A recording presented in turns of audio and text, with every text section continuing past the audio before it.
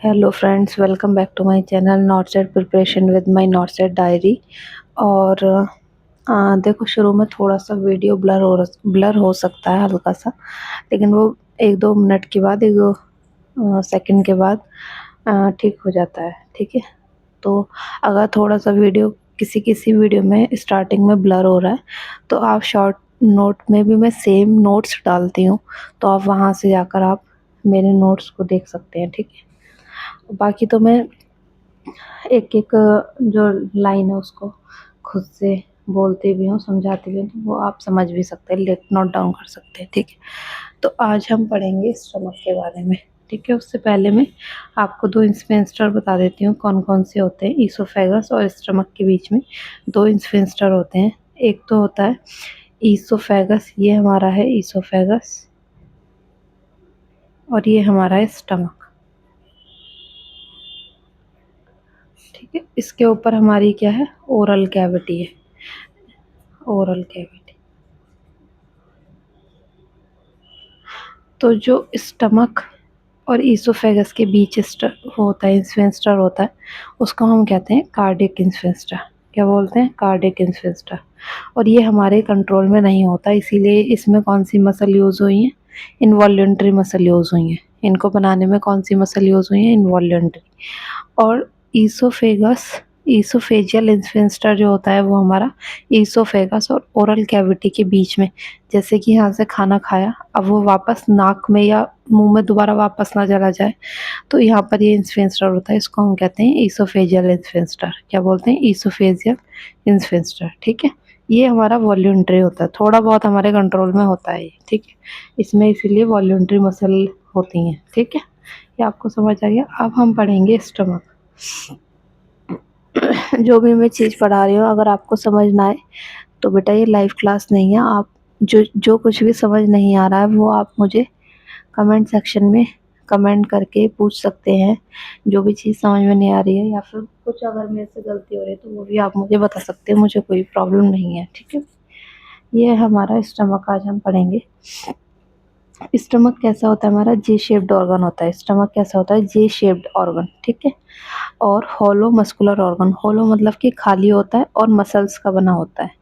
ठीक है, कैपेसिटी कितनी होती है स्टमक की? 1 से 1.5 लीटर तक वो अपने अंदर फूड को इनटेक करा सकता है, इतनी कैपेसिटी उसमें होती है, फूड या जो भी कुछ हम लिक्विड वगैरह लेते हैं। ठीक है, 1 से 1.5 लीटर।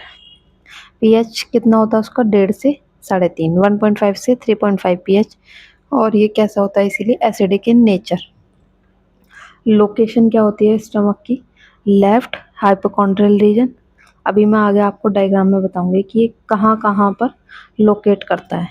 हमारे 9 रीजन होते हैं ना, ये देखो मैं आपको डायग्राम में बताऊंगी। ये होता है हमारा राइट हाइपोकॉन्ड्रियम, ये होता है हमारा लेफ्ट हाइपोकॉन्ड्रियम, ये होता है हमारा लेफ्ट राइट लंबर, ये होता है हमारा लेफ्ट लंबर, ये होता है हमारा राइट इलियक रीजन, ये होता है हमारा लेफ्ट इलियक रीजन, ये होता है हमारा एपिगैस्ट्रिक रीजन, ये होता है हमारा अम्बलाइकस, और ये होता है हमारा हाइपोगैस्ट्रियम। तो जो स्टमक है वो एपिगैस्ट्रिक रीजन को टच नहीं मतलब यहाँ सिचुएट होगा, अम्बलाइकस को टच करेगा और लेफ्ट हाइपोकॉन्ड्रियम तक जाएगा, इधर लेफ्ट हाइपोकॉन्ड्रियम तक जाएगा, और हाइपोगैस्ट्रियम में थोड़ा बहुत जाएगा, ज़्यादा नहीं, थोड़ा बहुत। ठीक है, बाकी फिर इंटेस्टाइन आगे आ जाती है। ठीक है, तो ये स्टमक हमारा 3 रीजन में होता है। आप डायग्राम से याद रखेंगे, एपिगैस्ट्रियम में, अम्बलाइकस में और लेफ्ट हाइपोकॉन्ड्रियम में। और यही मैंने यहाँ पे लिखा है, लेफ्ट हाइपोकॉन्ड्रियल रीजन और एपिगैस्ट्रिक रीजन और अम्बलाइकस। ठीक है, फिर हमारे स्टमक के कौन कौन से पार्ट होते हैं? स्टमक के हमारे कौन कौन से पार्ट होते हैं? जो ये थोड़ा सा कर्वेचर वाला पार्ट होता है, यहाँ पर कर्व आ रहा है ना, इसको हम बोलते हैं कार्डिया, क्योंकि यहाँ पर कार्डियक इंस्फिंक्टर भी होते हैं। ठीक है, जो मैंने आपको अभी पीछे बताए थे, स्टमक और इसोफेगस के बीच कार्डियक इंस्फिंक्टर होता है, इसीलिए इसको यहाँ पर नाम दे दिया कार्डिया। इसका जो ये उभरा हुआ पार्ट होता है उसको हम बोलते हैं फंडस, और जो ये होल होल पार्ट होता है इसको हम बोलते हैं बॉडी। इसको हम बोलते हैं नीचे वाले को पाइलोरस। क्या बोलते हैं? पाइलोरस। और यहाँ पर इंस्फिंक्टर होते हैं, इनका नाम क्या है? Pyloric sphincter. क्या नाम है? Pyloric sphincter. ठीक है। तो क्या मेनली कितने पार्ट होते हैं स्टमक के? 4। कार्डिया, फंडस, बॉडी और पाइलोरस। कार्डिया, आप स्ट्रक्चर याद रखो, आपको थ्योरी याद करने की कोई जरूरत नहीं है। कार्डिया, फंडस, बॉडी और पाइलोरस, ठीक है। अब हम पाइलोरिक इन्फेस्टर को थोड़ा सा मैं डिफाइन कर रहे हैं यहाँ पर। ये इसका क्या काम है? ये इंटेस्टीन, ये हमारे नीचे क्या स्टार्ट हो जाती है? इंटेस्टीन, इंटेस्टीन, ठीक है। ये वाला जो पाइलोरिक इन्फेस्टर है वो हमारे इंटेस्टीन और स्टमक के बीच में होता है, ठीक है। तो ये क्या करता है? Prevent from sudden flush of food from proper break down of food digestion. मतलब कि एक तो ये जब तक स्टमक में भोजन पूरी तरह ब्रेक डाउन नहीं हो जाता, proper break down, proper digestion नहीं हो जाता, तब तक ये इंस्पेक्टर नहीं खुलता है, ठीक है। जब यहाँ पर फूड का प्रॉपर डाइजेशन आता है तब ये इंस्पेक्टर खुलता है और आगे इंटेस्टाइन में जाता है, ठीक है। और prevent backflow of food from intestine. और एक बार जब डाइजेस्टिव फूड, डाइजेशन वाला फूड नीचे आ गया है तो ये वापस बैकफ्लो ना हो जाए, इसको फिर बंद कर देगा। ये ढक्कन की तरह होते हैं, एक तरीके से लगेंगे, बंद होंगे, खुलेंगे, बंद होंगे, खुलेंगे, इस तरीके से। तो ये इंटेस्टाइन से वापस बैकफ्लो ना हो जाए फूड, तो उससे भी क्या करता है? हमें प्रिवेंट करता है। Prevent backflow of food from intestine, ठीक है।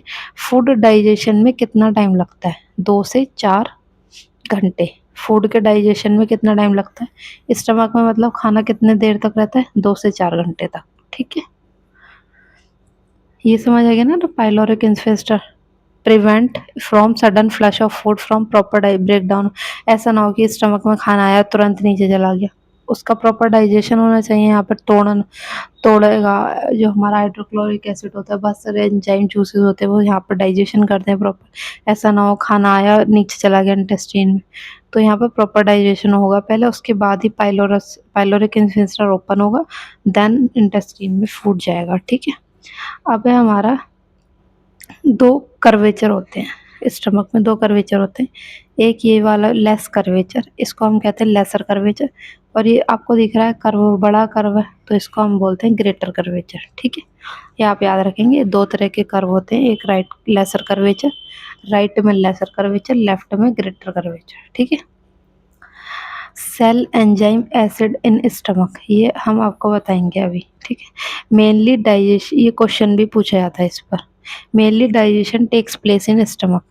मेनली जो डाइजेशन होता है, फूड का डाइजेशन मेनली स्टमक में होता है, लेकिन जो हमारा वाटर, अल्कोहल और एस्प्रिन है, इनका एब्जॉर्प्शन भी स्टमक में हो जाता है। एब्जॉर्ब, यहाँ से एब्जॉर्ब, मेनली जो फूड का एब्जॉर्प्शन होता है कहाँ से होता है? इंटेस्टाइन से होता है ना। और डाइजेशन प्रॉपर कहाँ होता है? स्टमक में।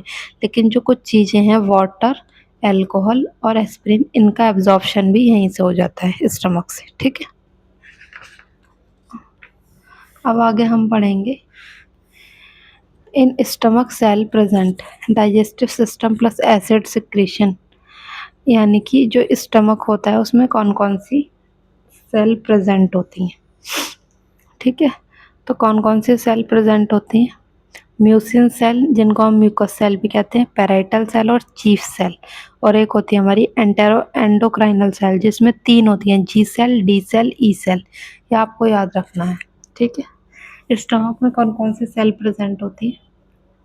म्यूसिन, या फिर जिसको म्यूकस वाला सेल भी बोला है, और पैराइटल सेल और चीफ सेल और एंटेरो एंडोक्रेनियल सेल, जिनमें जी सेल, डी सेल और ई सेल 4 होते हैं। मैं एक एक करके आपको समझा रही हूँ। देखो, पहले हमारा म्यूकस सेल। म्यूकस सेल क्या है? प्रोटेक्टिव लाइनिंग, यानी प्रोटेक्शन प्रोवाइड करता है HCl से, जिससे कि वो जले ना उसकी दीवारें, है ना। प्रिवेंट फ्रॉम एसिड डैमेजिंग, वही मतलब कि एसिड से डैमेज ना हो। और इसकी लोकेशन कहाँ होती है? ये कहाँ प्रेजेंट होती है म्यूकस सेल? कार्डिया पर। कार्डिया वाला पार्ट होता है ना मैंने स्टमक में, वहाँ पर ये प्रेजेंट होती है। दूसरा है हमारा पार्शियल सेल, ठीक है। दूसरी हमारी पार्शियल सेल, ये क्या करती हैं? HCl फॉर्म्ड, यानी कि जो हाइड्रोक्लोरिक एसिड है उसको क्या करती हैं? फॉर्म्ड मतलब बनाती हैं। और इंटरेंसिक फैक्टर फॉर्म्ड, और क्या बनाती हैं? इंट्रिंसिक फैक्टर बनाती हैं। इंट्रिंसिक फैक्टर बनाती हैं और HCl बनाती हैं। और एसोसिएटेड पेप्सिनोजन सेल, और क्या बनाती हैं? पेप्सिनोजन सेल को बनाती हैं। जो ये कहाँ पर प्रेजेंट होती हैं पैराइटल सेल, बॉडी और फंडस में प्रेजेंट होती हैं। आपको एज इट इज याद रखने, बॉडी और फंडस में प्रेजेंट होती हैं पार्शियल सेल। तीसरी है हमारी चीफ सेल। चीफ सेल क्या करती हैं, पेप्सिनोजन फॉर्म करती हैं। ये भी कुछ पेप्सिनोजन को एक्टिवेट करती हैं। एक्टिवेट, ये पेप्सिनोजन को बनाती नहीं है, एक्टिवेट करती हैं। सॉरी बेटा, यहाँ पे मैंने थोड़ा सा गलत बता दिया आपको। जो हमारी पैराइटल सेल होती हैं वो पेप्सिनोजन को क्या करती हैं, एक्टिवेट करती हैं। और जो बनाती हैं, चीफ सेल बनाती हैं पेप्सिनोजन को। पेप्सिनोजन को बनाने का काम कौन करती हैं, चीफ सेल। ठीक है। और ब्रेक डाउन प्रोटीन, प्रोटीन का क्या करती हैं, उससे क्या करती हैं, ये पेप्सिनोजन बना के क्या करती हैं, प्रोटीन को ब्रेक डाउन करती हैं। और क्या बनाती हैं, लाइपेज, जिससे क्या करती हैं, फैट का ब्रेक डाउन करती हैं। और ये कहाँ पर प्रेजेंट होती है, मेनली फंडस और बॉडी में। कहाँ पर, फंडस और बॉडी में। अब है हमारी entero endocrinal cell. Entero endocrinal cell में जी सेल, डी सेल और सी सेल, ई सेल होती हैं। तो ये मैं आपको बताती हूँ, ये कहाँ पर प्रेजेंट होती है, पाइलोरिक वाले पार्ट में। कहाँ पर, पाइलोरिक वाले पार्ट में। Entero endocrinal cell, G cell, D cell और ई सेल। जी सेल का क्या काम है, HCl को, HCl जो होता है हमारा, उसके सिक्रीशन को कंट्रोल करती है। जहाँ पर बढ़ाने की जरूरत होती है वहाँ बढ़ाती है, जहाँ पर घटाने की जरूरत होती है वहाँ घटाती है। ठीक है। और क्या करती हैं, मोटिलिटी को इंक्रीज करती हैं। डी सेल क्या काम करती हैं, सोमेटिन और स्टेटिन को बनाती हैं, जो कि HCl को कम करती हैं, HCl के प्रोडक्शन को कम करती हैं और गैस्ट्रिन को कम करती हैं। ई सेल क्या काम करती हैं, पैराइटल सेल को एक्टिवेट करती हैं और HCl के सिक्रेशन को बढ़ाती हैं। और ये कहाँ पाई जाती हैं, ये सारी पाइलोरिक पार्ट में। और जो हमारी फंडस, बॉडी और पाइलोरिक है, इसमें कौन कौन सी सेल पाई जाती हैं, म्यूकस सेल। फंडस में, बॉडी में और पाइलोरिक में भी म्यूकस सेल भी पाए जाते हैं कुछ मात्रा में। ठीक है, याद रखना है। अगर कहीं पे ऐसा आ जाए कि म्यूकस सेल और कहाँ पाए जाते हैं, तो वो फंडस, बॉडी और पाइलोरिक में ही पाए जाते हैं। क्योंकि मैंने म्यूकस सेल आपको सिर्फ और सिर्फ कार्डिया में बताए हैं, तो कुछ म्यूकस सेल फंडस, बॉडी और पाइलोरिक में भी पाए जाते हैं। ये आपको ऐसे याद रखना है। ठीक है, समझ गए। Okay, bye bye, take care, all the best, all the best for notes 10।